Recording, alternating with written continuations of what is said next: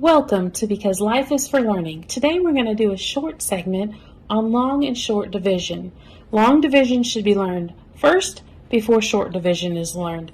Also, knowing your multiplication tables up to 12 times is inside and out is a perfect help to getting your division down correctly. So join us, grab some paper, grab a whiteboard like this, and follow along and work the problems as we go. If you need to, hit pause to catch up or rewind, back it up until you can understand what is going on.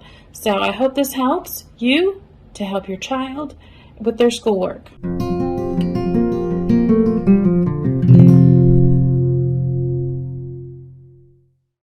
Okay, here's another long division problem. This one looks like, by guessing it, it's going to have a remainder at the end. So what we want to do is, I'm going to put a little multiplication sign here, and then I'm going to put a question mark up in the sky above every number, not on the line there. And then we're going to ask ourselves some questions. This is a great technique to teach your children so that they can be successful step by step through the long division process. First question we'll ask ourselves is 3 times what will get us close to 8 without going over? And this is very important that you have your multiplication tables mastered. Otherwise, this will be arduous. That means really hard.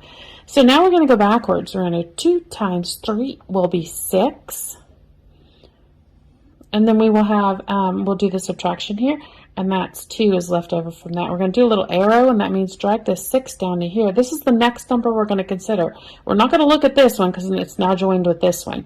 We'll ask ourselves, 3 times what will get us close to 26 without going over? And as parents, we know our multiplication tables. 8 times 3 will get us to 8 times 3 will be 24. And then we subtract each column. We know that there's 2 left over. We drag this guy down, and now the next number we are to consider is 22. 3 times what will get us close to 22 without going over? And we know that that's 7, and that 7 times 3 will get us a 21.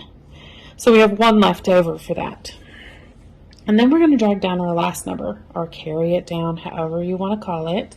And then we're going to ask ourselves a question. 3 times what will get us close to 10 without going over? And we all know that that 3 times 3, but our subtraction is a 9.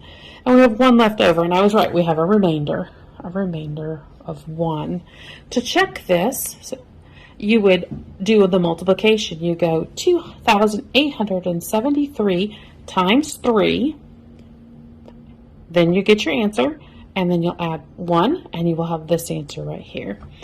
Okay, I'm going to show you this exact same problem in short division. So if you have older students who have mastered long division and have mastered their multiplication tables to 12, you can try this technique. Okay, here is that same division problem we just did in long division. Now here's the short division. You do not do short division until you have done 2 things: mastered long division and mastered your multiplication tables to 12.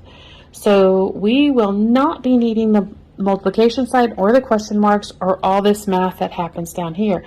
A lot of it happens in our head, but you have got to be good with head math before you start this. We learned this in 5th and 6th grade in the public school system back in the day.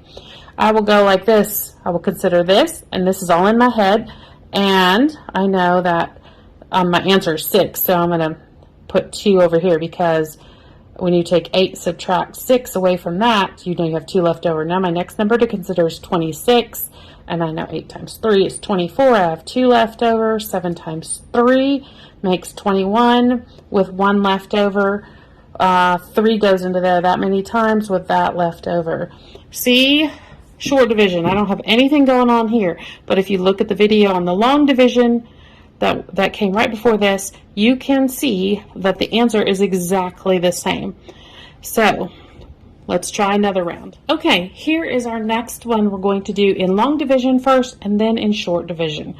I'm going to consider that I need to add my questions, question marks, so I can ask my question. 4 times what will get me to 1 without going over? That's easy. 0. Now we need to consider this. 4 times what will get me to 17 without going over? And we know that 4 times 4 is 16. I have 1 left over. Drag down my 5. Now I'm going to say 4 times what will get me to 15 without going over? I'm going to go, oh, I forgot to tell you the back numbers. 3 times 4 is 12, and we will have 3 left over. Drag down our 0. Now we are considering this number. 4 times what will get us close to 30 without going over? I know it's not going to go in evenly because I know my multiplication tables. I know that 4 times 7 will get me, then we'll go back here. 7 times 4 will make 28. I will have 2 left over. Drag down the 2. Well, 4 times what will get me into 22? Almost. It'll be 4 times 5. And we'll go 5 times 4 is 20. And we have a remainder of 2. I don't know if this is right because I just threw out some random numbers. Let's see. 4 times 5 is 20. Drop that. 28, 29, 30. 4 times 3 is 12, 13, 14, 15. Carry the 1. 16 plus 1 is 17. What? 17,500. This is 17,502. Ah, got to consider this. So we add the remainder. So now we have the correct answer. Voila. Okay, time for short division. Short division is silent. You can talk it out loud if you want to, and I'm going to do that for you. 4 times 4 is 16 minus 17, 1 extra. 4 times 3 is 12. We'll put a 3, 12, take away, subtract that from 15. I have 3 left over. 4 goes into 30 this many times with this many left over. 4 goes into that many times with a remainder of that. So 4,375 times 4 plus 2 will make 17,502. See that short division? Speedy, speedy, speedy. Still not as fast as a calculator, but uses much less paper. It's a good skill to know because sometimes there isn't a calculator, and sometimes you just need to be looking smart.